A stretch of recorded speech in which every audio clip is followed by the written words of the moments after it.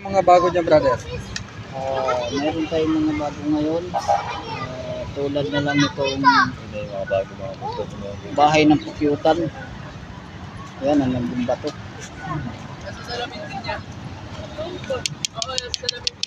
Bato na talaga siya. Pukyutan yung hanibi. Yan. Ano naman ang gamit niya, brother? Ito, pang-business talaga dapat ito. Maganda rin. Pero dahil na naging bato siya, pwede na rin ito siya sa pangkabal, pangontra. Sa lahat, mula sa barang, bad spirit, ulam, palipad hangin. Dala na rin ito kasi naging bato na to siya eh. Buo yung bahay ng pukyutan eh.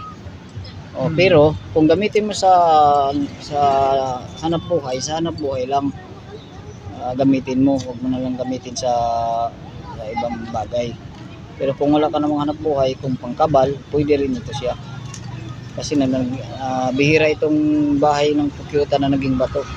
Ito yung kinakain natin na sarap ito. Nag-iisa lang ito. Bali nabahagian lang tayo. Saan galing yan? Mindanao, malaki ito.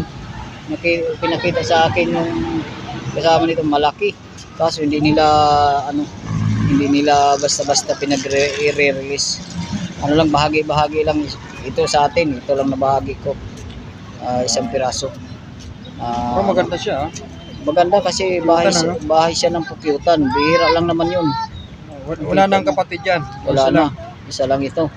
Kaya maswerte kung sino yung makauna nito. Available naman ito. Isang piraso. Kung sino yung mag-inquire, magtanong, kahit di naman kayo bibili, sasagutin ko yung tawag nyo. Tatanong nyo kung available or andito pa itong bahay ng pukyutan na ito. Kung ano pa yung gamit. Ganda, no? Sasabihin ko rin sa inyo. Yan, maganda yan. Yung harap, bro, ano yung harap niya? Patingnan na, bro. Ito na yung likod niya. Likod yan? Oo. Likod pala yan? Yung likod niya. Ito yung harap na yung mga anak andyan sa gitna. Yung mamumuo pa lang na maging anak nila na masarap kainin, yung puting-puti. Yung makikita mo puti-puti, ito na yung likod. Siyempre, napakaganda niya, bro, sa business. Sa negosyo talaga ito dapat. Available ito, isang piraso lang ito, bahay ng pukyutan, hanibi. Nag-iisa lang ito, napakaganda sana ito kung marami. Kaso isa lang, wala tayong makuha nito na maramihan. Yung mga iba, bro, anong mga ito naman, update ulit tayo sa kahoy na naging bato. Yan. Yung tatlo na yan. Ayan. Puro kahoy yan. Kahoy siya na naging bato. Ito talaga, dahil alam naman natin ng kahoy na naging bato, pangkabal lang ito lahat. Kabal, ulam, barang, sanib, bad spirit, palipad hangin, lason, lahat hindi makatalab kasi kahoy ito na naging bato. Hindi ito pwede pang business ha, kasi kahoy ito na naging bato. Pang dipinsa lang to, pang kalahatan. Update tayo. Kahoy na naging bato, available, lagi tayo mayroon. Tapos ano pang iba dyan, bro? Ito yung shell pa rin na naging bato, mayroon pa rin tayong dumating. Yan, dalawa to, malaki. Kabibi ito, ay hindi ko man masyadong kabisado kaya hindi ako laking taybing dagat. Ang nakakaalam nito, basta ito shell, tulya yata, litob. Basta kay shell ito na naging bato. Yan.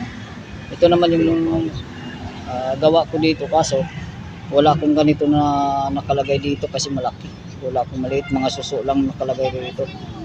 Suso, ayan, puti. Ito, tagulilong, lihis, kabal, tikong bibig ang gamit nito. Mga shell na naging bato. Matibay ito, talagang ito kilala talaga ito pag sinabing shell na naging bato. Talagang noon pa yan, gamit na pang talaga yan, pang kumbate, general kumbate.